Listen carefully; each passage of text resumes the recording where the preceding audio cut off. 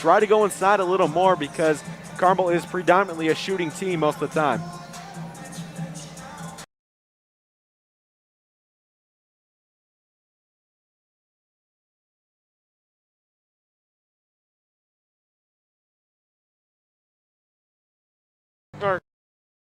Star player Brian Waddell. It's going to take some leadership from people like Suter to get Carmel in this game.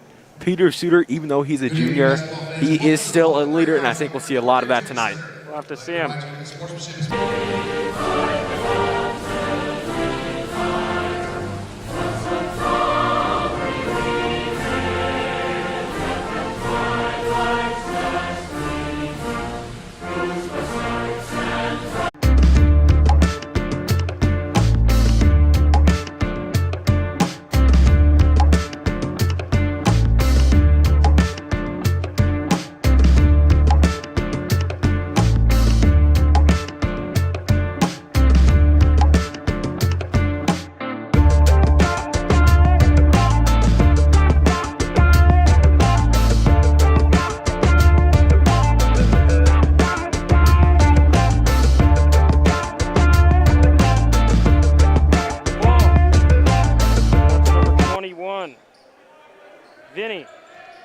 Vinny down on the court, down on the three, pass to number 14 for three, down. Inside, but nothing going there so far.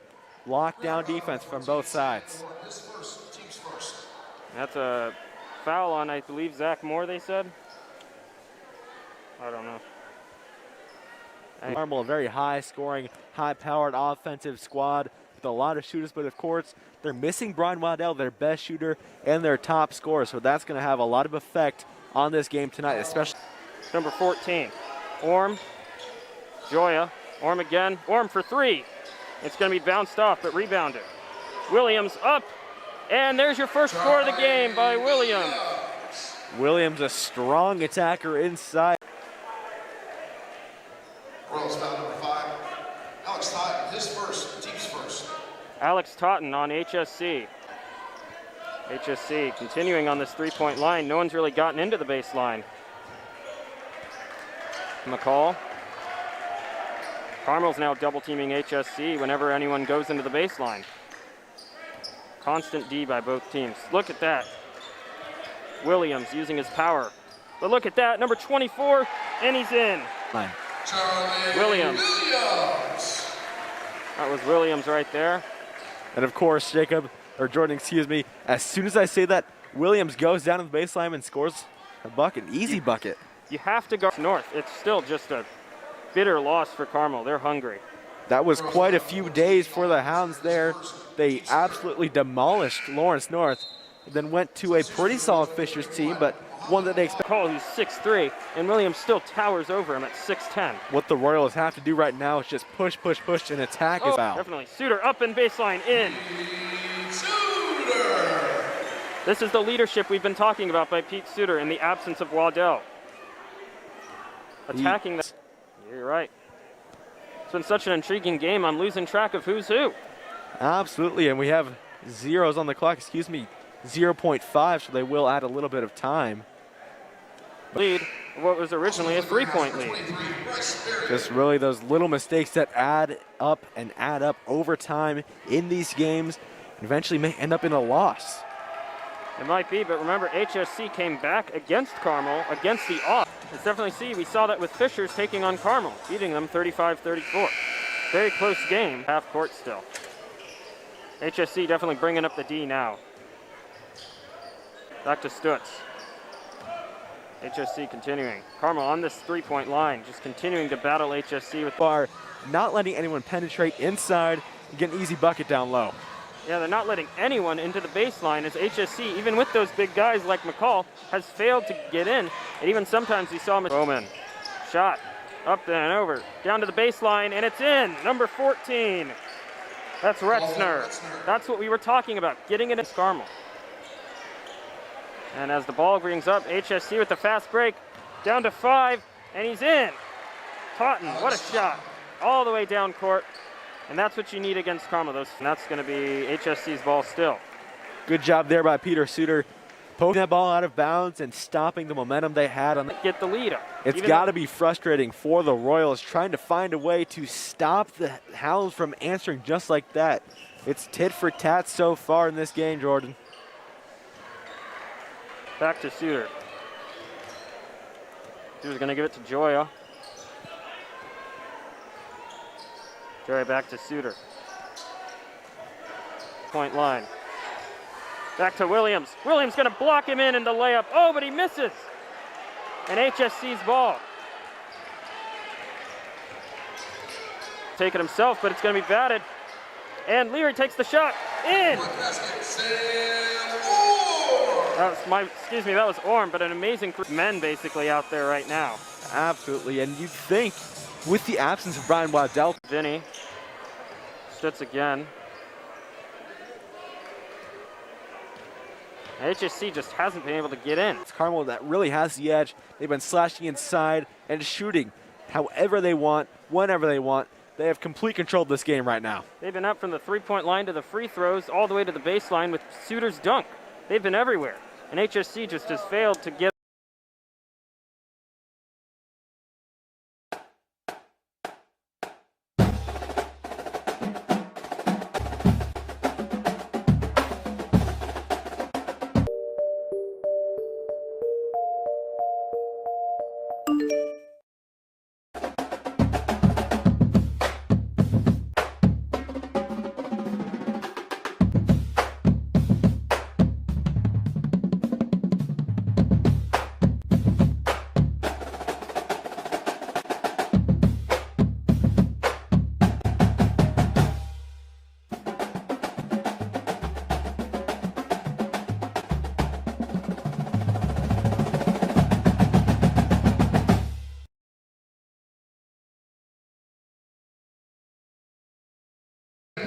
On the tape.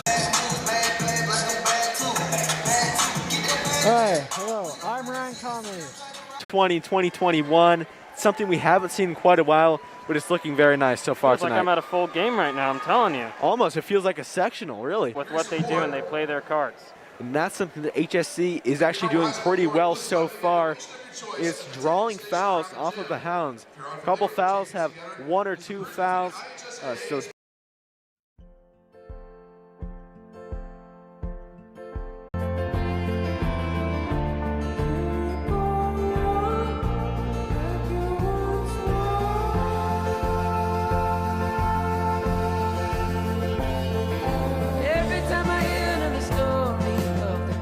HTV Carmel television. Wow! It's pretty epic. Because in these social media platforms, you'll discover some amazing interviews, news, and much more that will benefit you. And who knows, you may want to join CHTV. Wink wink, nudge nudge.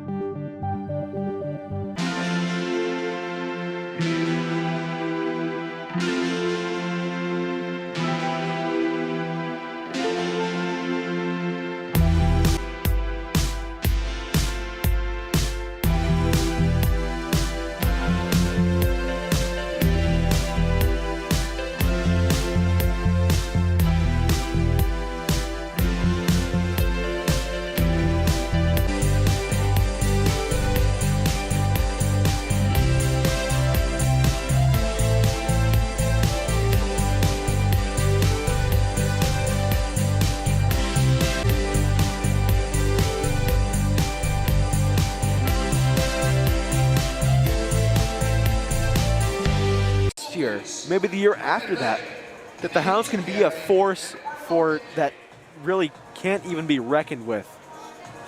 In these next few years, they Carmel's ball. stepped out of bounds right there, just barely on the baseline. HS just responds time and time again, and HSC's gained nothing. I think he's going to try and bring it out. McDowell.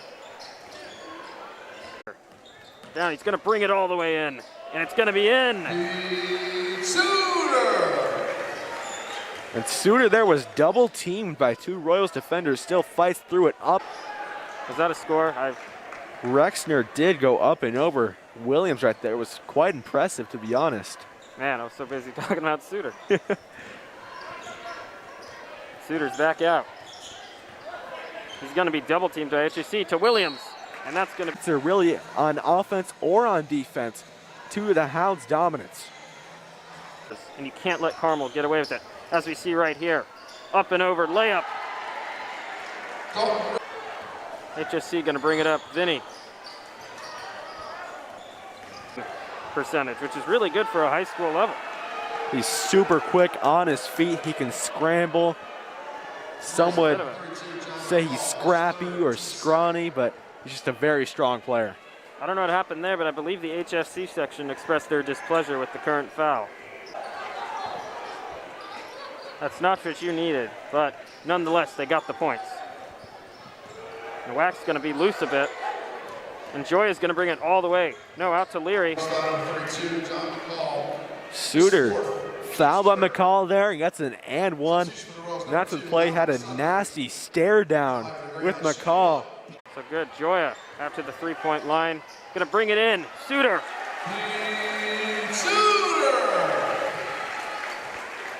What a night for Pete Suter, Jordan. He's got 17, and we're still in the third quarter. I expect that number to go up pretty drastically. See the Hounds in this third quarter as it winds down. And HSC has failed to respond as the Hounds have extended to a 20-point lead. In that spot for the Hounds that Williams was once kind of in there for, down low. Doing it pretty well. Carmel now has amassed enough fouls now for HSC just to go all the way. It's 18, that's pretty hard to really come back, especially with no shot clock. You're not just a high school basketball. So hard. Stutz actually called on a foul there. There's bonus fouls on Carmel and maybe even a foul out some of the players as Carmel has continued. So just fouls have been their problem this game. They can't do that in sectionals. Now, what have you seen this game? I've seen a lot of aggressive defense in the first half. And I think we need to see HSC have more aggressive defense. Stop getting them easy open guys. But it stopped the drive, which is what's more important. Yes. As Joy is going to bring it out to Leary, or Frisch, my bad. Suter's going to bring it in. Tight defense that Carmel has not been able to score yet. No one's scored yet in this fourth quarter. It's all been Carmel's ball, though. HSC hasn't been able to. And I saw a stat. Vinny's been averaging 15 points so far this year. Yes, they did. As Joy is going to bring it up. HSC's been getting more aggressive, I've seen, as the clock winds down. Yeah, it's playing very aggressive defense. Wack now in the game. How many points do you think we see Suter score tonight? I don't know. Points. And Carmel just trying to wind down the clock. Suter. 23, Beery. Wack. Wack's going to bring it all the way in. Can't get it, double teamed, and it's going to be batted out. It's still Carmel's ball. It's left in with 4 minutes left in the game, that's pretty good. Number 5 will bring it out. Look at this. Score, but they have a chance for a free throw now with Stutz. And they need all the shots they can get. They really do. Even though a win seems bleak, they can still bring their confidence up by making the.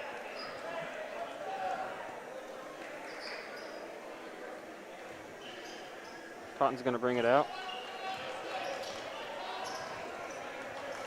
Even though Waddell's injured currently, once Waddell comes back with Suter, Carmel's going to be hungry, and they're going to want to win state again. This will be a great chance for Carmel to win state, I believe, this year.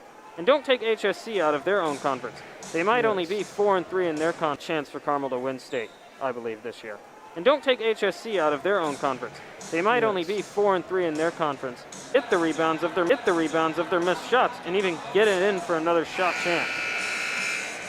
Well, defense, if they believe they can take on some of these harsher teams within the conference and in state in general.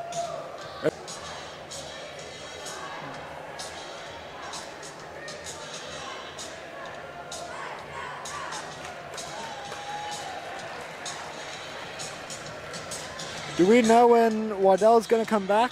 I do not know that. All I know is he's currently injured right now. But Studer, just unbelievable performance tonight, showing his leadership within the team. The junior, he'll be back next year and show even more. He's shown today that he's a leader for the team against HSC, even in the absence of Waddell. I can't wait to see what these two will do together in sectionals if Waddell comes back. Last year, Carmel sectionals got canceled due to COVID, so we'll see how they come back this season. Carmel's definitely come back from COVID-19 this season. We've seen an amazing show on tonight from Carmel Greyhounds. And HSC had it in there for a bit, but just lost it to the Carmel Greyhounds offense and defense as Carmel outsized them, outplayed them tonight. And I think one of their biggest weaknesses was the second quarter. They only scored about 8 points. Definitely. Carmel's just trying to wind down the clock now. They don't need any more points.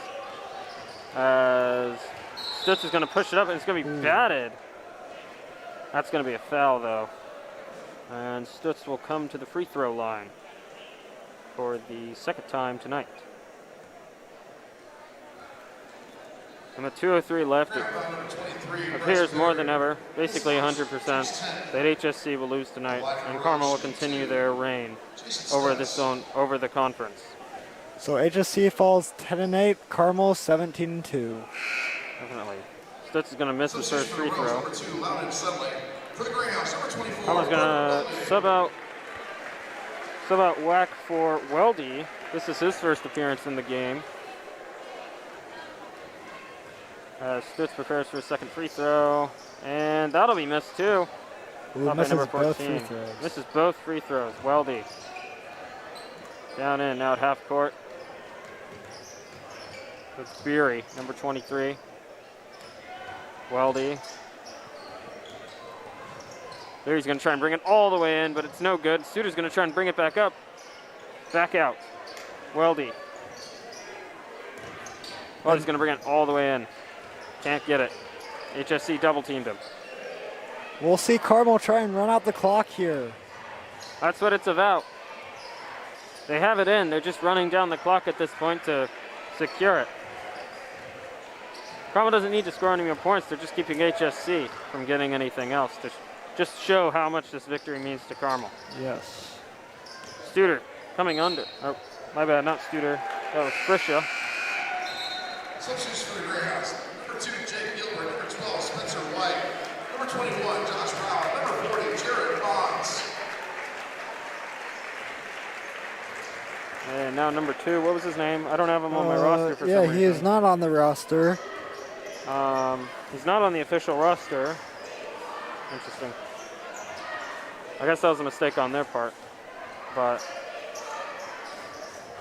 all right, Stutz out at the three-point line. We've seen this all day, all of tonight. We've just seen HSC stuck at the three-point line, unable to get past this wall of a Carmel defense as he throws it out of bounds, and that's going to be Carmel's ball.